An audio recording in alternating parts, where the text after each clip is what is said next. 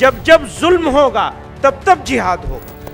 Supreme court اس وقت تک ہی supreme court کہلانے کا، اس وقت تک ہی سپریم کہلانے کا مستحق ہے جب تک آئین کی پابندی کرے. مردہ قومیں مشکلات میں مبتلا نہیں ہوتی، وہ تو سرنڈر کر دیتی ہیں. وہ کہیں گے وندے ماترم پڑھو تو پڑھنا شروع کر دیں گے. خدا کی جو خدمت یہاں رہ کر انجام دے سکتا ہوں وہ مدینہ منورہ میں نہیں ہو سکتی. اسی کشت و خون کے دوران بستی حضرت نظام الدین اولیاء میں حضرت شیخ الحدیث مولانا زکریا صاحب رحمۃ اللہ علیہ سے ملاقات کے لیے تشریف لائے تو حالات سے سخت متاثر تھے. چہرے مبارک سے غیظ و غضب کے آثار عیاں تھے. آپ نے بھررائی ہوئی آواز میں فرمایا میں نے تو ہندوستان میں مرنے کا فیصلہ کر لیا ہے. جہاد، اسلام اور مسلمانوں کے دشمنوں نے اسلام کی مقدس اصطلاحات مثلا جہاد کے لفظ کو ایک گالی، فساد اور وائلنس کا ہم نام بنا دیا ہے.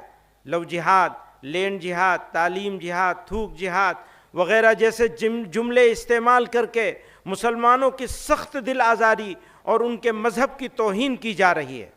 افسوس کا مقام ہے کہ حکومت اور میڈیا میں بیٹھے ذمہ دار افراد بھی اس طرح کے الفاظ استعمال کرنے میں کوئی شرم محسوس نہیں کرتے اور نہ ایک کمیونٹی کی دل آزاری کی پرواہ کرتے ہیں. پرواہ کیا کریں گے؟ یہ تو اس کمیونٹی کی دشمنی میں کرتے ہیں.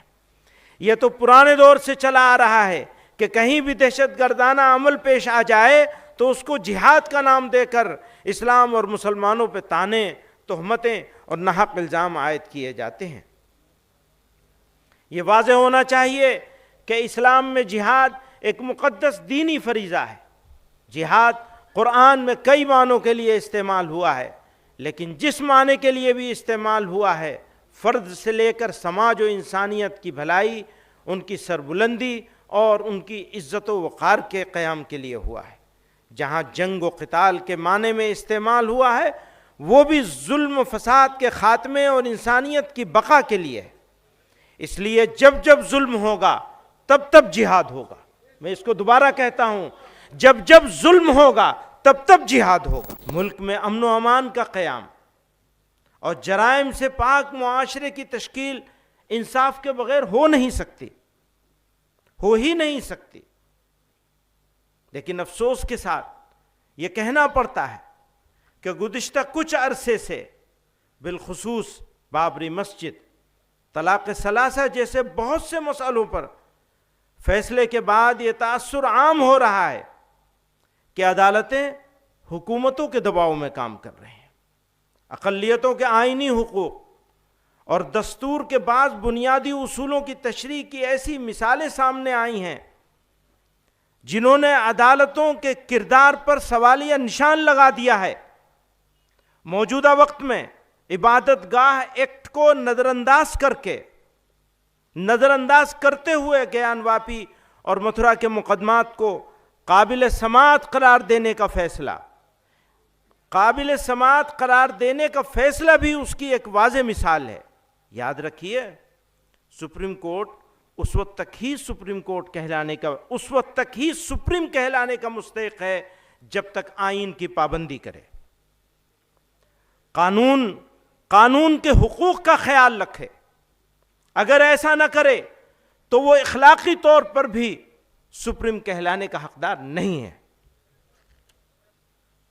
تھوڑی تکلیف، اب جب عدالتوں کے بارے میں بات کر رہے ہیں تو مجھے یہ کہنا ضروری ہے، تھوڑی تکلیف رسن پھر تھوڑی سی تکلیف دار. ہمیں تیار ہونا پڑے گا. تھوڑی تکلیف رسن پھر تھوڑی سی تکلیف دار، اس کے بعد اے دوستو آرام ہی آرام ہے. اپنی ہی بستی میں ہم سے، اپنی ہی بستی کے لوگ، اپنی ہی بستی میں ہم سے، اپنی ہی بستی کے لوگ پوچھتے ہیں کون سی بستی کے ہو، کیا نام ہے. وہ SIR بھی چلایا ہوا ہے کہ مشکلات زندگی کی علامت ہیں. مردہ قومیں مشکلات میں مبتلا نہیں ہوتی، وہ تو سرنڈر کر دیتی ہیں. وہ کہیں گے وندے ماترم پڑھو تو پڑھنا شروع کر دیں گے. تو یہ پہچان ہوگی مردہ قوم ہونے کی. اور اگر زندہ قوم ہے تو پھر حوصلہ بلند کرنا پڑے گا، حالات کا مقابلہ کرنا پڑے گا.